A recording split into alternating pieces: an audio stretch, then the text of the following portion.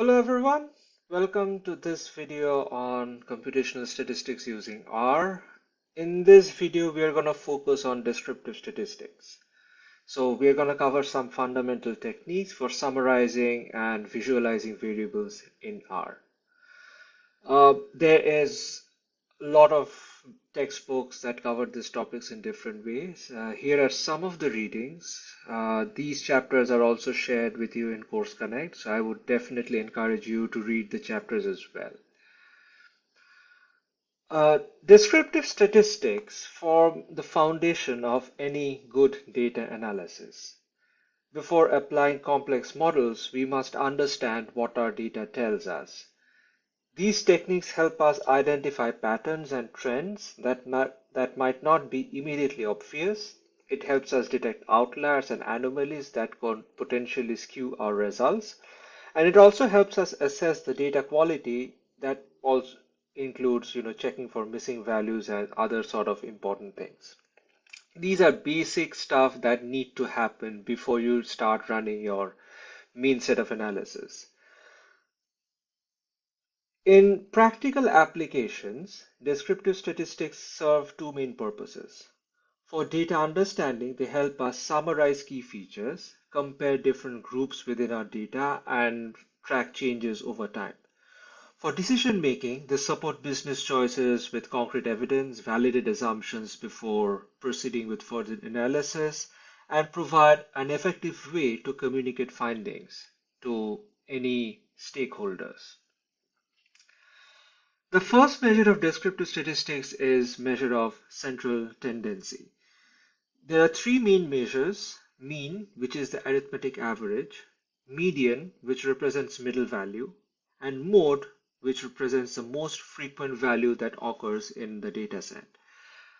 Which, like your choice of data, like your choice of measure depends on the data distribution and what kind of results you are looking for. For skewed distribution, often, for example, like if there is skewed distribution, which you can also check, median is often the more appropriate, while something like arithmetic average works well with the relatively more normally distributed data. When describing data, we often sorry,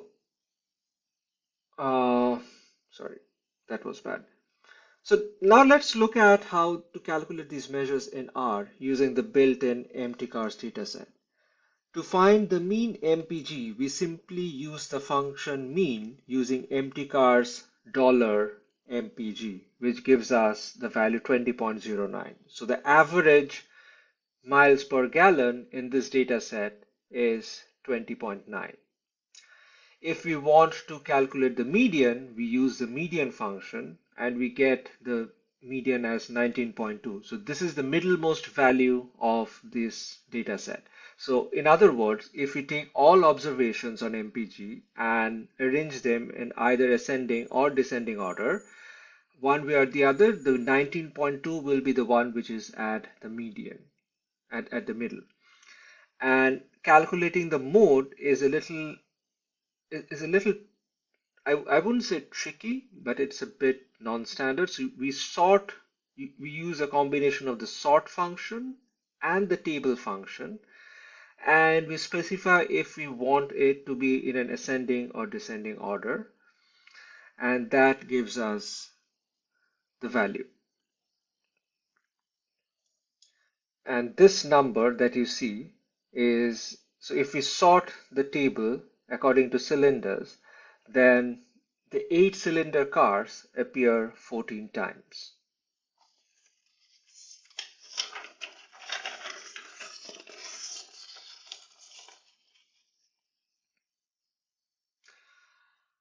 Missing values require a lot of special attention. Here we create a simple vector with a missing value. If we try to calculate the mean, R returns NA, because there is one missing value over there and the function isn't designed to handle not missing missing values directly. So in order to bypass this, we use this extra command na.rm equals true, which means that if there is any missing observations in the vector, R will simply ignore that and calculate the mean for the other variables. We can also compare means across groups using the aggregate function, which shows us that four-cylinder cars have the highest average MPG at 26.66, six-cylinder cars are at 19.74, and eight-cylinder cars are at 15.10. So this is useful if you want to compare the distribution within the data. So for example, in another setting, you want to see how uh, men have performed in a test as compared to others, or if you want to look at earnings and you want to study gender wage gap, then you want to compare the distribution of wages across the gender groups, and something like this is then very useful. While central tendency tells us about typical values, measures of spread quantify the data distribution or data dispersion. Variance measures the average squared deviation from the mean, while standard deviation, the square root of variance, is often preferred because it is in the same units as our data. Another measure of spread is the interquartile range, which shows the range containing the middle 50% values. These measures help us assess the data variability and reliability of our central tendency estimates. Using the IRIS dataset, we can calculate these dispersion measures. The standard deviation of the sepal length is approximately 0.83 centimeter, calculated with the SD function. The variance, which can be calculated using the var function, is 0.69 square centimeters. So that's why, 0.6, it's in square centimeters and not just centimeters. The interquartile range calculated with the IQR function is 1.3 centimeter, meaning that the middle 50% of sepal lengths fall within a 1.3 centimeter range. The R's summary function provides a convenient 5-number summary that includes the minimum, first quartile, median, mean, third quartile, and maximum values. For sepal length in the IRIS dataset, these range from 4.3 to 7.9 centimeter. If we need specific percentiles, we use a quantile function that helps us specify custom probability values. Here we are looking at the 10th percentile, 25th percentile, 75th percentile, and 90th percentile, and we get these numbers 4.8, 5.1, 6.4, and 6.9. Now, numerical summaries are informative, definitely, but visual analysis also reveals patterns that may not be obvious from numbers alone. As I mentioned briefly in the previous video on R basics, there are a lot of different options that R provides. Some of it is in their inbuilt packages, and the others are in the ggplot too. We will focus on some of the key plot types like histograms, box plots, and scatter plots to understand how they can be useful for us. Histograms show the range, like it shows the distribution of a single variable. This is a basic example that plots the distribution of the miles per gallon distribution in 10 bins. We can enhance it by adding parameters like the main and xlab for titles and labels. For a more sophisticated view, setting frequency equals false shows density rather than counts. And we can also overlay a density curve using the lines function and the density function to better visualize the underlying distribution. Box plots effectively compare distributions across groups. Here we compare the MPG across different cylinder counts. Scatter plots reveal relationship between variables, in this case weight and MPG. We can enhance scatter plots by adding point symbols with the PCH command over here and labeling points using the text function, which here adds car names from the row names of the empty cars dataset.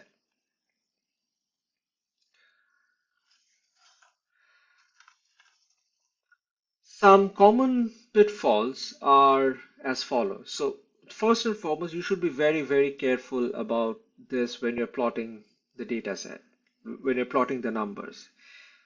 It's one thing to type something wrong, which you can see very easily because then R will generate an error message.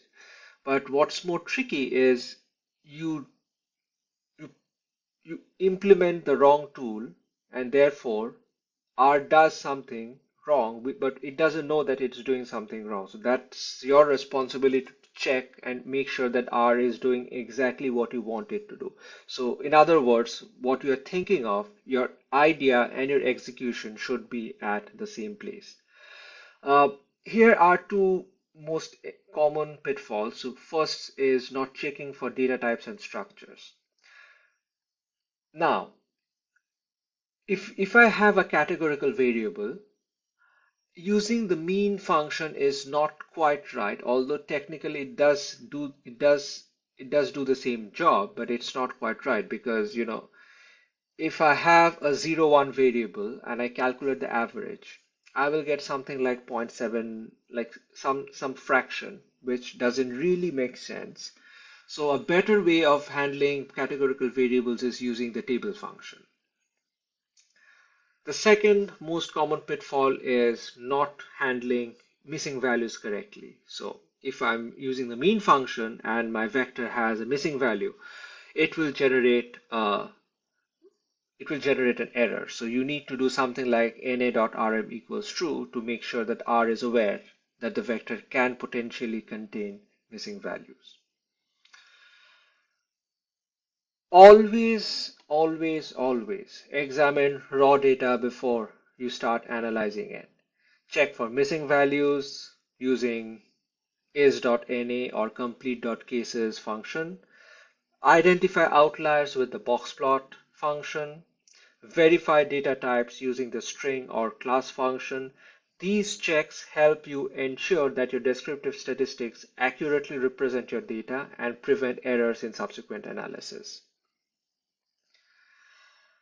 And these are the like if you follow these best practices, then you're on your way to do effective analysis. So again, always start with data inspection. Save intermediate results in clearly named variables for reference and reproducibility. Document your analysis with meaningful variable names and add comments to explain complex operations. Comments is again very useful because 2 months down the line, if you look at the same code, you would like to understand what you have done. So to summarize, you should keep a consistent coding style that improves readability and helps you maintain a certain structure. You should name your variables meaningfully so that you and others can understand what the variable is. You should document your code with comments, again, explaining the purpose of operations, and use consistent formatting. So these are, again, if you might think that I'm repeating this thing over and over again, and it might be irritating, but the reason why I'm saying this is because these are some of the mistakes that I made when I started working with data, and it was pretty painful. And I don't want you guys to make the same mistakes that I did. So when you're starting to learn, it's better to start learning the right way from the very beginning. So that's all this video is about. I hope this was useful. I'll be back with a video of a different topic.